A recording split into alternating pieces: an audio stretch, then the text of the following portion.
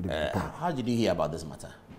Well, I think, good evening to your viewers, and condolences to the bereaved families. Let me urge calm. How many have died now?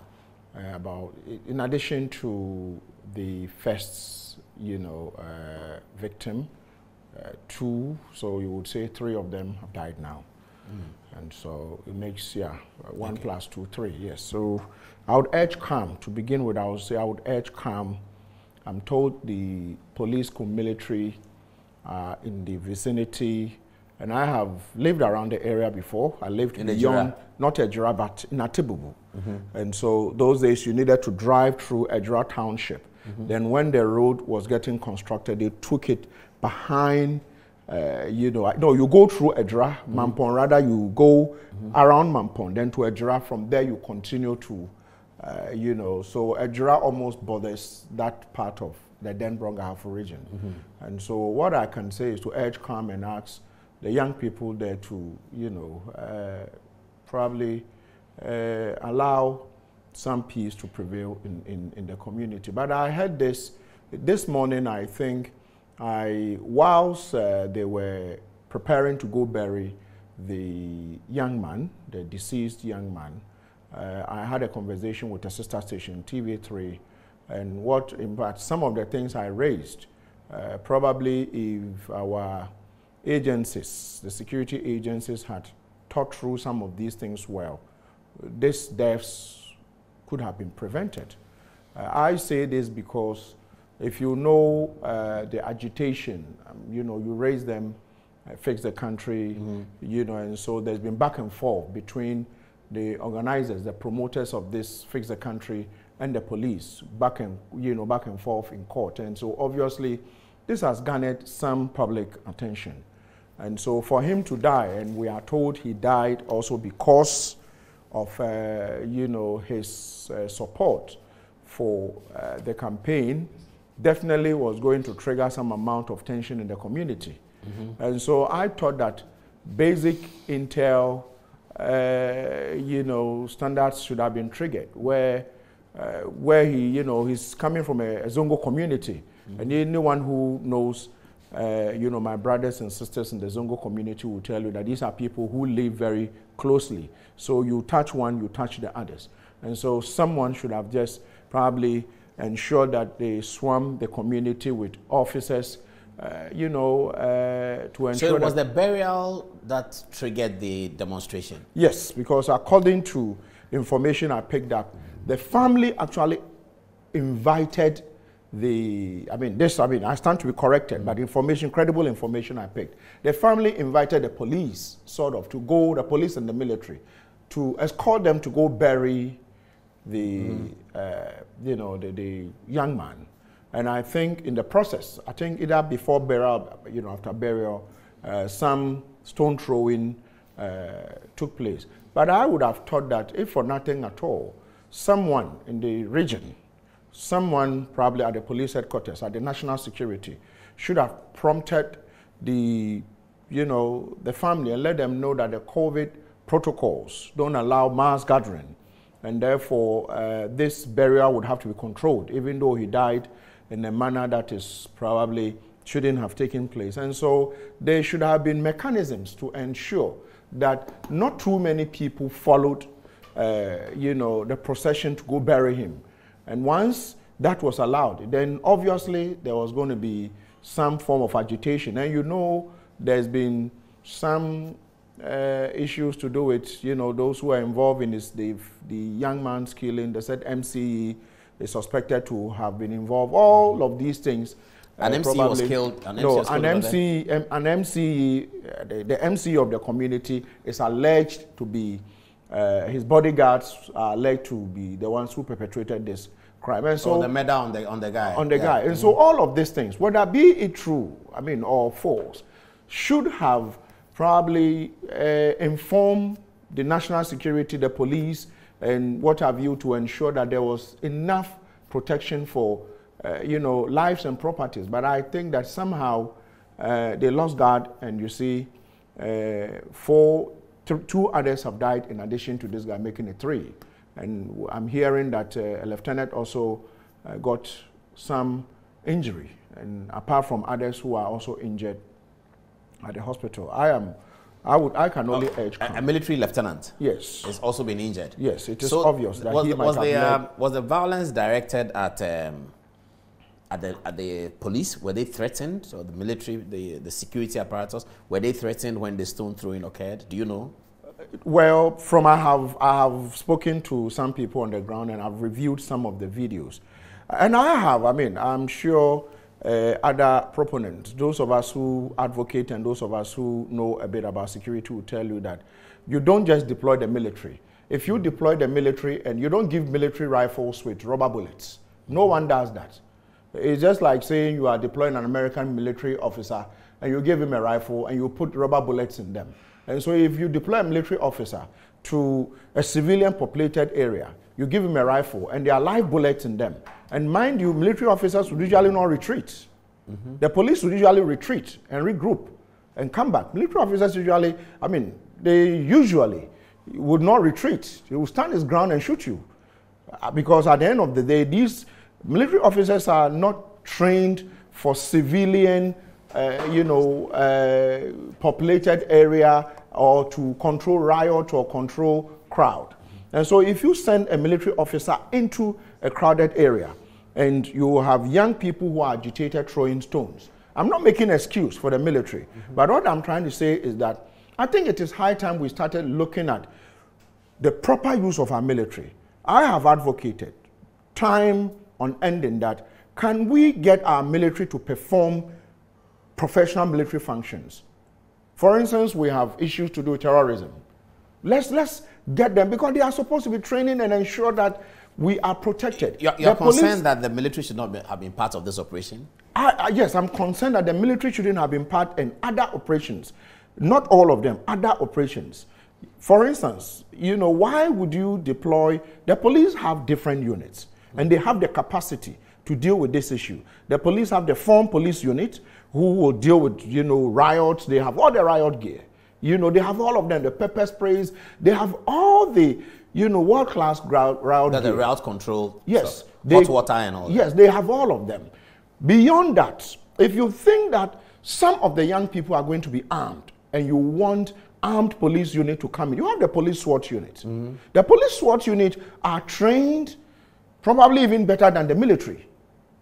And so you send them handling ammunition in relation to crowd control. Yeah, when I say, what I'm trying to say is that depending on the risk assessment of, let's say, if the risk assessment probably spelled out that or came out with some information that some hoodlums would want to fire at police officers or, kill people in the process, then you say you would have a backup team who could be the SWAT unit of the Ghana Police Service, who are trained to usually, deal with some of these issues, hostage taking, violent crowds. You're suspecting that this shooting that has occurred today came from military guns, not police guns? I am not suspecting, but most often than not, when the military and the police are deployed and these things happen, it makes investigations very difficult.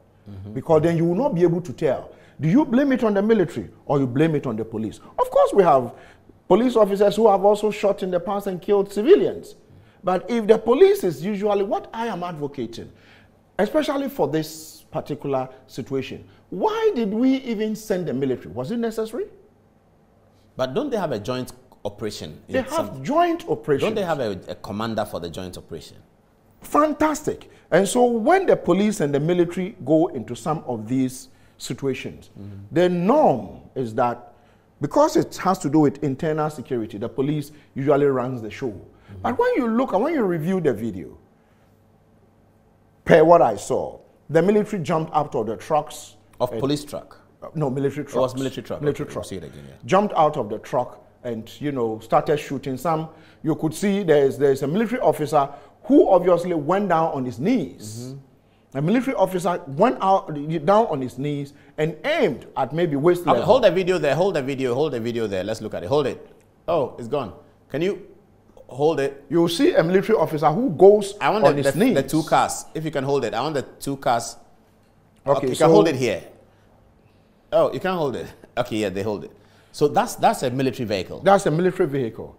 And so if you were to and so continue, the two men jump out of it. they are more than two. They appear on the screen, so the left side of the screen. Yes. They appear to be directing the white car away from the traffic, something Yes. like that. Okay, move it a little bit, please. Yeah. Okay, so you see a military officer who went on his knees and aimed at waist level. With live bullets. Well, you don't, like I said, you don't deploy the military with rubber bullets. Okay, so now a police car is arriving, isn't it? Yes. Okay, is that a police car, a police pickup that arrives behind the military pickup? I think so. That looks like a police car, yes. Okay. Yeah, that's okay. a police car. Okay, move the video again, let's see. Move the video a little bit, yeah, okay. So it looks like the military is leading. Yes, we shouldn't be. We shouldn't be. Because this is not a war situation where you say, this has to do with rioters. And the police are trained to deal with, people rioting. Because then if they feel that probably it is degenerating into something else, usually what they will do is to retreat, regroup, and wait for backup to come. But, I mean, of course, if you deploy the military, you give them rifles. If you understand how Major Mama died, I'm sure that I'm not making excuses. Yeah. But all that I am trying to say is that in as much as lives have been lost, let's learn lessons. And I would urge the young people, because it looks like somehow we have failed to dialogue. The young people in this country, it's difficult. Maybe something must give. Because at what point did the stone throwing come in? I'm not making an excuse for anybody. But what I'm trying to say is that one person is dead. You are going to bury the person. Should that have called for stone throwing? No. That shouldn't have called for stone throwing. Because you do that, and this is what the end result is, that stone throwing against the security officials. Against the security officials, I guess, because who were there to organize an orderly, to assist in organizing. Because then I noticed that some of the young people were destroying, some property. I don't know whether it belonged to a political party or it's a state property. But whatever it is, you see, Paul, let's agree that there has to be dialogue. Assuming I was driving out of the place and you block the way. That is the demonstrators. The demonstrators. I am not part of it, but you are blocking me. And so usually, in these instances, you expect the police and the security agencies to clear the way for lives, other people to have access to wherever they are going to. But it looks like somehow our mode of gathering intelligence doesn't exist. Some of us have been talking, because if proper intelligence has been collected and analyzed, this would have been prevented. But it looks like none of it. So you're blaming it on the security architecture? Yes, I'm blaming it on the security architecture. But we have just launched a national security policy. Oh, I mean, I advocated for 15 years, did publications, talked about it, posted it. If you go online, you will find my publications and, things, some of us. Yeah, but there are a lot of, shortfalls when it comes to the national, the security architecture. Most importantly, I talk about, Paul, you and I know that you cannot have any good policy without funding. You can't have a good policy. But our security agencies are supposed to be heavily funded. Their budget doesn't go to parliament. They have a free budget. National security has a budget that is not scrutinized. Paul, so they shouldn't have funding difficulties. Paul, one of our security agencies are the most broke agencies in Ghana. If you turn it around, and you go to, let's say, the US, the UK, in the most advanced countries, you see, it is a cash cow. They make money? You jump traffic, you are issued with a ticket. Yes. You drive, your tire enters into the bus lane. You're issued a ticket, you pay. You pay for everything. Yeah, you cross when the red, I used to live in the UK, there were times I'll get caught 8 times, running the speed, overspeeding.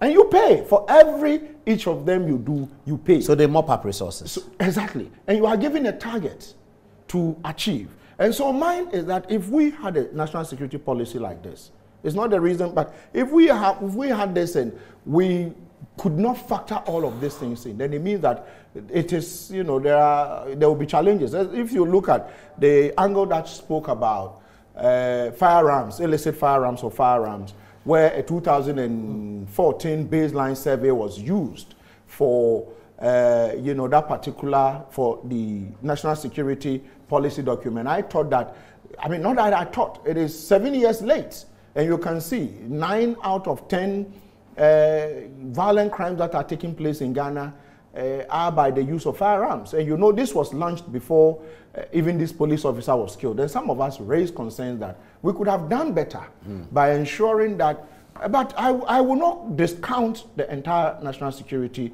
policy document. We need to improve it. I will not discount it. It's a good document, but some important aspect of it are not, what do you call it, are not as some of us were expecting. Wow. Okay. All right.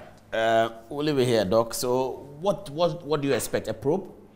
I expect a probe, but before the probe, it is important that the National Chief Imam and his delegation should visit the community. It's important that if they have to engage the Ashanti, all of these people would have to be engaged. The chiefs, the clergy, all of them should be engaged, because you see, you can't have military officers there 24/7 for the rest of the years. It means that somehow there has to be dialogue. Then when, nerves are well calm, then you say, what, let's then institute a probe. But I am hoping that everyone who is complicit in this, and most importantly, those who killed the first guy, would have to be, they need to fish all of them out.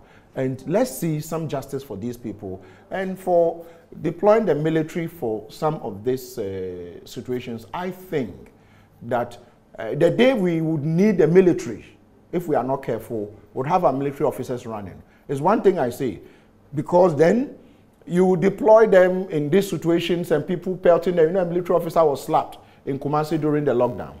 You remember?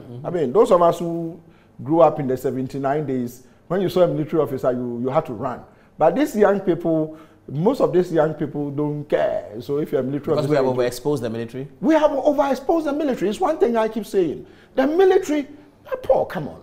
How often do you see military officers in downtown Washington, D.C., New York, or London? Never, you never see them. Never. But our military, you see them in Trotro, you see them in taxis, you see them everywhere. You see them. They're wearing camouflage. The reason why military officers are supposed to, when this military corporation, U.S.-Ghana military corporation thing took place, so I was a strong advocate that we should have it. And I'm vindicated.